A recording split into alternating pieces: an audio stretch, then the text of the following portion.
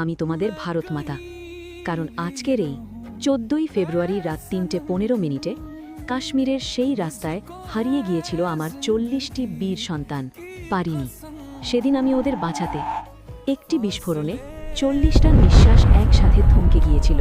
কিন্তু জানো, লোকেরা বলে সেই রাস্তা আজও ফাঁকা থাকলে হঠাৎ হঠাৎ বুটের শব্দ শোনা যায়, টপ টপ টপ। কেউ নেই, তবু শব্দ আছে।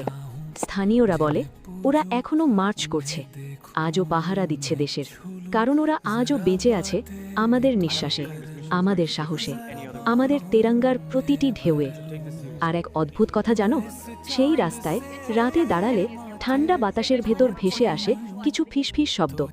ওহে আমার ভারতবাসী, আমরা আছি, আমরা এখানেই, পাহারা দিচ্ছি। তাই 14ই ফেব্রুয়ারি শুধু ভ্যালেন্টাইন্স ডে নয়, কারণ 40 জন বীর সেদিন প্রমাণ করে গিয়েছে দেশের জন্য জীবন দেওয়াই সবচেয়ে বড় ভালোবাসা।